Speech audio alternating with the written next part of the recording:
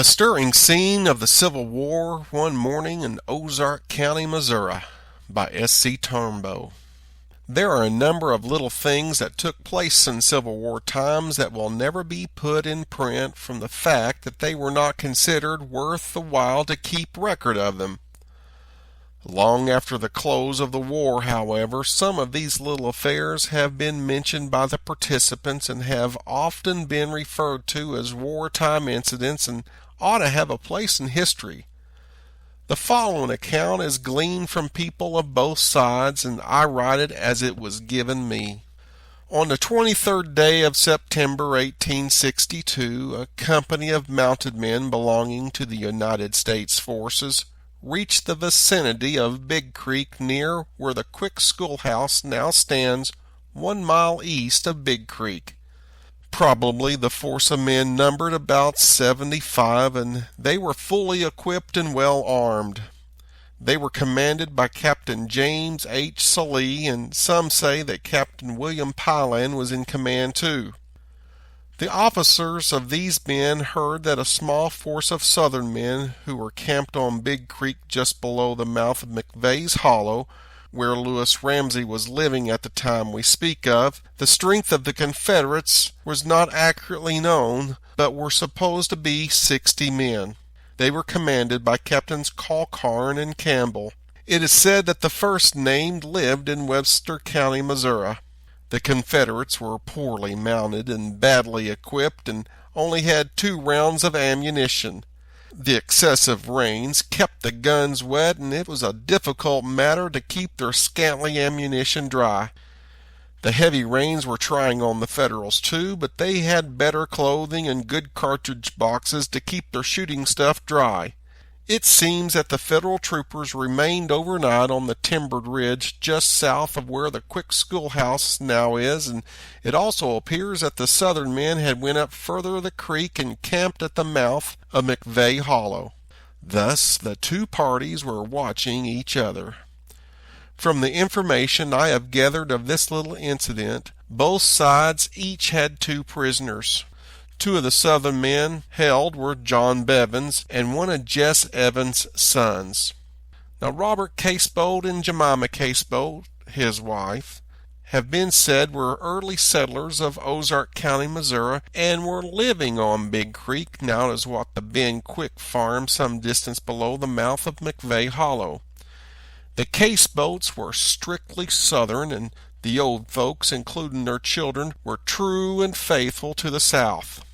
On the following morning, a party of Federals paid the Casebolt family a visit with the intention of killing him. Mrs. Casebolt heard the noise of the horses' feet approaching the house and gave her husband a warning. James Casebolt and Andrew Jackson Casebolt, nephews of Mr. Casebolt, sons of Jake Casebolt, who died on the Gasconade River, and DeKalb Roberts and Bob Casebolt and Jim Casebolt, sons of Robert Casebolt, were all sleeping in the kitchen. When Miss Casebolt heard the horses' feet, she says, "Robert, jump up quick! Run! I believe them is Federals comin'." "No," said Mr. Casebolt, "it's Southern boys." In a few seconds the horsemen had charged up the yard gate, and Casebolt found that he was mistaken and leapt out of bed and yelled to the other boys to get out of here in a hurry, for the enemy is at hand. Then he darted out the door into the porch and leapt over the banisters and ran into a patch of sorghum cane and threw it to a place of concealment. Casebolt took time to snatch up his pistol, but was compelled to leave the house barefooted and in his night clothes. The young man Roberts and 2 of the young Casebolts snatched up their pistols and what clothes they could lay their hands on and started to run out of the kitchen, but seeing James Casebolt, a nephew of Robert Casebolt, was so scared that he tried to go up the chimney. They stopped and hurried him out of the house and to the entry and to the sorghum patch and out the side of the hill where they stopped. As they were getting away, the Federals began shooting at them. At this moment, Mrs. Casebolt and the girls snatched bed quilts and sheets from the beds and stretched them out and held them up by the corners so as to hide the retreating forms of the boys and from the aims of the Federals as much as possible. Jim Casebolt, their youngest boy, was too small for the Federals to pay attention to, and he did not leave the house. While the men were getting away, the Federals were shooting at them in the early dawn of the morning, and the women were screaming while they were holding up the quilts up to interpose an obstacle between the enemy and those who were running from danger. For Mrs. Casebolt and her daughters believed that the enemy would pursue the men and kill them all. It was now that Mrs. Casebolt resorted to another expedient by snatching down the dinner horn and blew with a loud blast. She hallooed and continued to blow the horn and hallooed as loud as she could until one of the officers dismounted and jerked the horn out of her hand and threw it as far as he could over the fence. The Federals, thinking that she was giving a signal to the Confederates to approach, they now galloped away.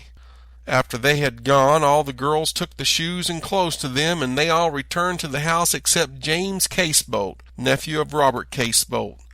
And he was so terrified that he took to the woods and did not come back until the third day, and was almost famished for food. Now soon after the Federals had returned to their command to near where the Quick schoolhouse is, the Confederates were on the creek at the mouth of McVeigh Hollow. The Federal officers sent Tom Wells and another man on a good horse to reconnoiter the enemy. And when the Confederate pickets discovered them, they charged them, and they retreated back to their command. They exchanged a few shots, but no serious damage was done to either side. When the Southern men had returned to their command, Colquhoun and Campbell deemed it prudent to go southward, and they crossed Big Creek at the next ford below the Daniel Quick ford, and followed the old trail to the top of the hill to where Doe Bledsoe Place now is, and passed on down to the lower end of Panther Bottom, where they crossed the White River, and went on by the John Knight House on the head of Music Creek, and went southward.